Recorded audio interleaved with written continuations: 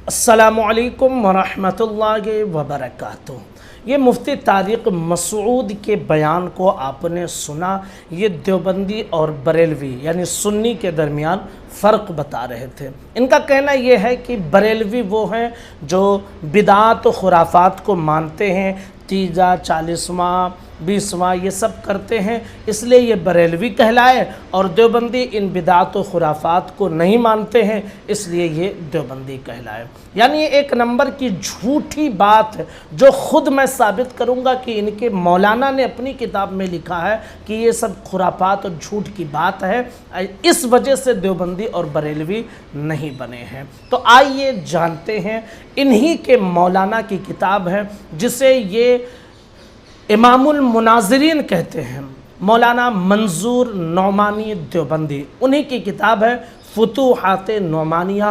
उसके सफ़ा नंबर 300 पर क्या लिखा है आप इसे ध्यान से देख लीजिए और सुन लीजिए। लिखते हैं, शायद बहुत से लोग नावाकिफ़ी से ये समझते हों कि मीलाद, क़याम, उर्स व कव्वाली, फ़ातिहा, तीजा, 10वां, 20वां, 40वां बरसी वग़ैरह रसूम के जायज़ व नाजायज़ और बिदात व गैर बिदात होने के बारे में मुसलमानों के मुख्तलिफ़ तबक़ों में जो नज़रियाती इख्तिलाफ़ हैं, यही दरअसल देवबंदी व बरेलवी इख्तिलाफ़ है। मगर ये समझना सही नहीं, क्योंकि मुसलमानों के दरमियान इन मसाइल में इख्तिलाफ़ उस वक्त से है जब देवबंद का मदरसा भी कायम न हुआ था और मौलवी अहमद रज़ा ख़ां पैदा भी न हुए थे। इसलिए इन मसाइल के इख्तिलाफ़ को देवबंदी बरेलवी इख्तिलाफ़ नहीं कहा जा सकता। अलावा अज़ी इन मसाइल की हैसियत किसी फ़रीक़ के नज़दीक भी ऐसी नहीं है कि उनके मानने और ना मानने की वजह से किसी को काफिर या अहले सुन्नत से खारिज कहा जा सके। यही वजह है कि मौलवी अहमद रज़ा ख़ान और उनके ख़ास ज़ुर्रियत के अलावा हिंदुस्तान के बहुत से उलमा और बहुत से हल्के ऐसे हैं जिनकी तहक़ीक़ और राय इन मसाइल में उलमाए देवबंद की तहक़ीक़ से मुख्तलिफ़ है, मगर उसके बावजूद इनमें से कोई भी दूसरे की तकफ़ीर या तफ़सीक़ नहीं करता है। अब यहाँ से आपको ये बात समझ में आ गई कि फ़ातिहा, दुरूद, सलाम, तीजा, 20वां, 40वां इसमें इख्तिलाफ़ तो है, लेकिन बुनियादी इख्तिलाफ़ इस वजह से नहीं है कि एक देवबंदी बन गए और एक बरेलवी बन गए, और वो बरेलवी जिन्हें सुन्नी कहा जाता है। ये फ़ातिहा, दुरूद, चहल्लुम ये सब इख्तिलाफ़ तो है, लेकिन इस वजह से नहीं बने हैं।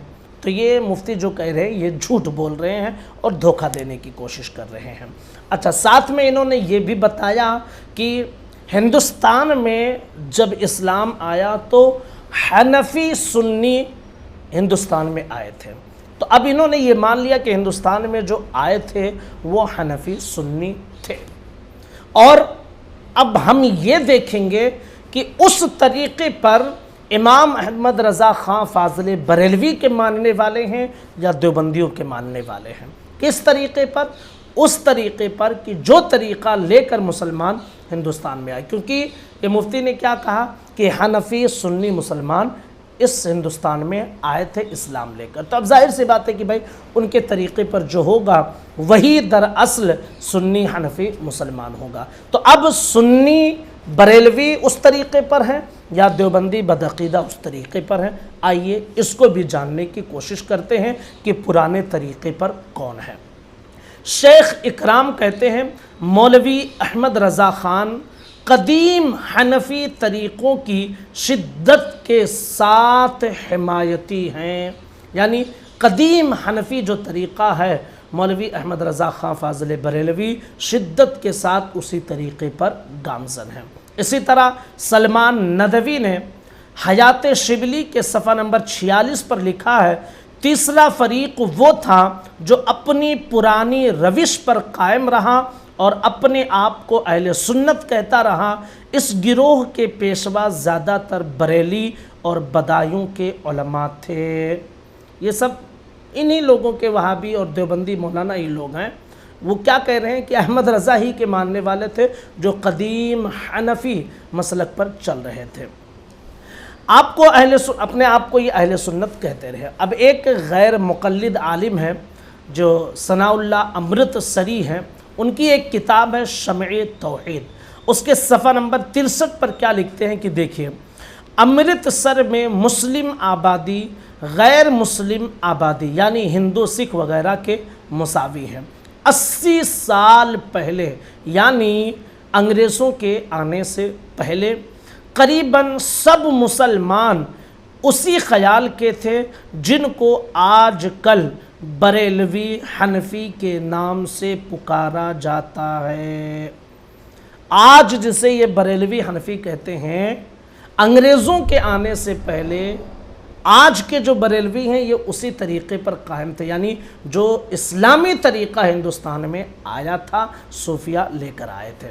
بریلویت کتاب ہے ایک غیر مقلد کی، احسان الہی ظہیر، اس کے صفحہ نمبر 21 پر لکھا ہوا ہے، اس گروہ کے عقائد بعض دوسرے ملکوں میں تصوف کے نام سے بھی رائج ہیں۔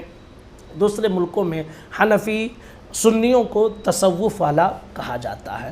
تو یہ تھے شواہد کہ اس طریقے پر کہ جو طریقہ مسلمان لے کر ہندوستان میں آئے تھے اسلام کا پرچار کرنے کے لیے، اس طریقے پر اگر کوئی رائج ہے تو رائج ہے صرف اور صرف علماء بریلی، علماء بدایو، یعنی وہ کہ جو مسلک اعلیٰ حضرت کے ماننے والے ہیں، جنہیں سنی صحیح العقیدہ کہا جاتا ہے اور جسے وہابیہ دیابنا، بغض، عناد اور حسد میں بریلوی کہتے ہیں۔ اب سوال یہ پیدا ہوتا ہے کہ بھائی پھر اختلاف کہاں سے شروع ہوا تھا؟ اختلاف کی اصل وجہ کیا ہے؟ اختلاف کی اصل جڑ کیا ہے؟ تو آج اس سے بھی ہم پردہ اٹھانا چاہتے ہیں۔ آپ جانتے ہیں اسماعیل دہلوی یہ وہ شخص ہے جو شیخ محدث دہلوی علیہ الرحمہ کا پوتا یہ غالباً کہلاتا ہے۔ دراصل اختلاف کی جڑ یہیں سے شروع ہوئی ہے۔ اس نے ایک کتاب لکھی جس کا نام تقویت الایمان تھا۔ اس کتاب میں اس نے بہت ساری ایسی باتیں لکھی کہ جس سے نبی کریم صلی اللہ تعالیٰ علیہ وسلم کی شان کو گھٹانے کی کوشش کی، اور تنقید سے رسالت میں بہت ساری باتیں اس نے لکھ دی۔ مثال کے طور پہ اس نے لکھا کہ ہر مخلوق چھوٹی ہو یا بڑی وہ اللہ کے آگے چمار سے زیادہ ذلیل ہے۔ نبی کے حوالے سے لکھا کہ معاذ اللہ وہ مر کر مٹی میں مل گئے ہیں، اور حضور کی طرف ایک حدیث منسوب کی جھوٹی من گھڑت کہ حضور صلی اللہ علیہ وسلم نے ارشاد فرمایا کہ میں بھی ایک دن مر کر مٹی میں مل جاؤں گا۔ اسی طرح اسی کتاب میں اس نے لکھی کہ نبی کی تعظیم بڑے بھائی جیسی ہونی چاہیے، باقی سب اللہ کے بندے ہیں، بندگی اسی کی ہے۔ اسی نے اس کتاب میں ایک مقام پر یہ لکھا کہ نبی کا مقام امت کے اندر ایسے ہی ہے جیسے گاؤں کے چودھری کا مقام ہوتا ہے۔ تو یہی وہ ساری باتیں تھیں جو تقویت الایمان میں اس نے لکھے۔ اب اس کتاب کے حوالے سے یہ کتاب جب منظر عام پر آئی تو اس کتاب کے حوالے سے ابوالکلام آزاد کیا لکھتے ہیں؟ ان کی کتاب ہے ابوالکلام آزاد کی کہانی، آزاد کی زبانی۔ اس میں انہوں نے لکھا ہے کہ جب یہ کتاب آئی تو پھر مسلمانوں کے درمیان اور علماء کے درمیان ہلچل سی مچ گئی۔ جی ہاں، مسلمانوں کے درمیان، علماء کے درمیان ہلچل مچ گئی۔ اسی طرح امداد المشتاق جو اشرف علی تھانوی کی کتاب ہے، اس کے صفحہ نمبر 82 پر انہوں نے کیا لکھا ہے کہ جو ہے شیخ اسماعیل دہلوی یہ محقق تھے، اور انہوں نے بہت ساری چیزوں میں شیخ محدث دہلوی سے اختلاف کیا، ان کے مسلک کا انکار کیا ہے۔ اسی طرح ارواح ثلاثہ میں کیا لکھا انہوں نے کہ بعض جگہ جو شرک خفی تھی میں نے اسے شرک جلی کہہ دیا ہے، لیکن پھر آگے لکھتے لکھتے کیا کہا انہوں نے؟ اس امید پر کہ لڑ بھڑ کر سب کچھ ختم ہو جائے گا۔ تو دراصل اختلاف کی وجہ یہ اسماعیل دہلوی بنا ہے جس کو آج دیوبندی اپنا پیشوا، اپنا امام مانے ہوئے ہیں، اور شہید رحمت اللہ علیہ کہتے ہیں اس نے تقویت الایمان جیسی کتاب لکھ کر امت کے اندر اختلاف پیدا کرنے کی کوشش کی، ورنہ شاہ عبدالعزیز محدث دہلوی तक आप देख लीजिए कि कोई देवबंदी नहीं था, सब सुन्नी सहीहुल अक़ीदा थे। और देवबंदी इस्माइल दहलवी को मानते हैं। इसी इस्माइल दहलवी ने अपने दादा से इख्तलाफ किया और उनके मसलक से इख्तलाफ किया और नया मसलक गढ़ने की कोशिश की। अकायद में उसने जो है शबखून मारने की कोशिश की। इसी तरह तकलीद के मामले में भी इसने बहुत कुछ शबखून मारने की कोशिश की। तो असल इख्तलाफ यहाँ से शुरू हुआ। अब ये इख्तलाफ यहीं पर नहीं रुका। जिसको इस्माइल दहलवी ने यह कहा था कि लड़ भिड़ कर सब ख़त्म हो जाएंगे, अब ये यहीं पर नहीं रुका। कासिम नानोतवी साहब किताब लिख बैठे तहज़ीरुन्नास, जिसमें उन्होंने नबी करीम सल्लल्लाहु ताला अलैहि वसल्लम की नबुव्वत ज़मानी का इनकार कर दिया, जो सफ़ा नंबर 40 पर मौजूद है। क्या लिखा उन्होंने? अवाम के ख़याल में तो रसूलुल्लाह का ख़ातिम होना बई माना है कि आपका ज़माना अंबिया के ज़माने के बाद और आप सबसे आखिर में नबी हैं, मगर अहले फ़हम पर रोशन होगा कि तक़द्दुम तअख़ुर ज़मानी में बिज़ात कुछ फ़जीलत नहीं है। यानी इनके कहने का ये मतलब है कि हुज़ूर आखिर में आए हैं तो इससे हुज़ूर को कोई ख़ास फ़जीलत हासिल नहीं है। इसी तरह सफ़ा नंबर 65 पर लिखा, बल्कि अगर बिलफ़र्ज़ आपके ज़माने में भी कहीं और कोई नबी हो, जब भी आपका ख़ातिम होना बदस्तूर बाकी रहता है। फिर सफ़ा नंबर 85 पर लिख दिया, बल्कि बिलफ़र्ज़ बाद ज़माने नबवी हुज़ूर सल्लल्लाहु अलैहि वसल्लम कोई नबी पैदा हो तो फिर भी ख़ातमियत में कुछ फ़र्क ना आएगा। यानी ये कासिम नानोतवी ने मिर्ज़ा कादियानी के लिए नबुव्वत के दावे के लिए रास्ता खोल दिया। इसी तरह बराहीन कातिया लिख दी गई। सफ़ा नंबर 55 पर नबी के इल्म को माज़ल्ला शैतान के इल्म से कम बताया गया, शैतान के इल्म को नबी के इल्म से ज़्यादा बताया गया। और ऐसा नहीं कि सिर्फ आला हज़रत ने इनसे इख्तलाफ किया था। आला हज़रत से पहले मौलाना दस्तगीर साहब अलैहि रहमत व रिज़वा, मौलाना दस्तगीर क़सूरी, जिन्होंने जो है बराहीन कातिया के ख़िलाफ़ किताब लिखी थी तक़दीसुल वकील, उन्होंने सबसे पहले फ़तवा दिया था, आला हज़रत से पहले फ़तवा दिया था। ये और बात है कि आला हज़रत के सर पर सारी चीज़ें डाल दी गई हैं और आला हज़रत को बदनाम करने की कोशिश करते हैं कि आला हज़रत ने नया मसलक बना लिया। नहीं, आला हज़रत तो उसी मसलक पर थे जो शेख मुहद्दिस दहलवी का मसलक था। उनसे इख्तिलाफ़ इस्माइल दहलवी ने किया और इस्माइल दहलवी की पैदावार ये सब लोग हैं, वहाबी और देवबंदी। और यहीं पर नहीं, फिर हिफ्ज़ुल ईमान में उनके हैं हकीमुल उम्मत, जिन्हें मैं कहूँ मरीज़ुल उम्मत, उन्होंने जो है हिफ्ज़ुल ईमान में नबी के इल्म गैब पर ऐसा वार किया कि आज तक उनके उलमा डिफेंड करते रह गए हैं। तो सुन्नी और देवबंदी इसके इख्तिलाफ़ की वजह दरअसल इस्माइल दहलवी, कासिम नानोतवी, रशीद गंगोही, अशरफ अली थानवी, खलील अहमद अम्बेठवी, इनकी किताबें और इनकी इबारतें बनी हैं। और सुन्नियों ने, जिन्हें बरेलवी ये कहते हैं, उसी अक़ीदे को माना जो अक़ीदा सहाबा से होता हुआ शेख मुहद्दिस दहलवी तक आया था।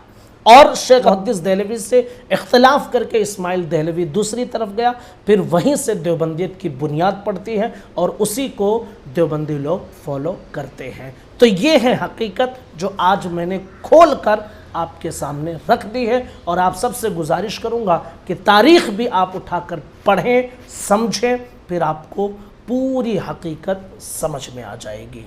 मुअज़्ज़ज़ नाज़रीन, आपके लिए एक ज़रूरी ऐलान है। अगर आप दुनिया और आखिरत की भलाई चाहते हैं तो आज ही अल्लाह अज़्ज़ा व जल्ला और रसूल पाक सल्लल्लाहु ताला अलैहि वसल्लम के साथ जुड़ जाएं। आप फ़राइज़ अदा करने के बाद नबी पाक सल्लल्लाहु ताला अलैहि वसल्लम पर दुरूद पाक कसरत के साथ पढ़ें। अपनी ज़िंदगी में कम से कम 1.25 लाख मरतबा दुरूद शरीफ पढ़ लें। इसके लिए हमारे एक भाई ने एक एप्लीकेशन, इस्लामिक एप्लीकेशन काफ़िले दुरूद शरीफ ऐप लॉन्च किया है, जिसकी लिंक डिस्क्रिप्शन में मौजूद है और आप इसे प्ले स्टोर से भी डाउनलोड कर सकते हैं। इसमें बहुत तरह के फीचर मौजूद हैं, हत्ता कि आप डेली जो दुरूद शरीफ पढ़ते हैं, डेली बेसिस पर आप इसे انٹر کر سکتے ہیں اور اسے محفوظ رکھ سکتے ہیں کہ آپ نے ایک دن میں کتنی بار درود شریف پڑھی ہے۔ اس کے علاوہ اگر آپ کسی دن درود شریف پڑھے اور انٹر کرنا بھول گئے تو ایک ساتھ 7 دنوں کی انٹری کرنے کا آپشن بھی پائیں گے۔ اس کے علاوہ اگر آپ کی کوئی نماز قضا ہے یا آپ کوئی اور وظیفہ کرتے ہیں تو آپ اس کی بھی ٹریکنگ اس ایپ کے ذریعے کر سکتے ہیں۔ اس کے علاوہ اگر آپ کے گھر میں صرف ایک ہی موبائل ہے تو ایک ہی موبائل فون میں آپ 4 سے 5 اکاؤنٹ بنا کر گھر والے جو درود شریف پڑھتے ہیں ان کے پڑھے ہوئے درود کو آپ اس میں انٹر کر سکتے ہیں، ان کے پڑھے ہوئے وظیفے کو آپ ٹریکنگ میں لے سکتے ہیں۔ تو معزز ناظرین، آپ اس اپلیکیشن کو ڈاؤن لوڈ کر لیں اور درود شریف کثرت کے ساتھ پڑھیں، نبی پاک صلی اللہ تعالیٰ علیہ وسلم کا دامن تھام لیں۔ درود شریف یہ ایک ایسی عبادت ہے جو اللہ رب العزت کی بارگاہ میں قبول ہو جاتی ہے، تو درود شریف پڑھنے کی عادت ڈال لیں اور اللہ اور اس کے رسول کے ساتھ جڑ جائیں۔ اللہ تعالیٰ آپ سب کو جزائے خیر عطا فرمائے، آمین ثم آمین بجاہ النبی الکریم۔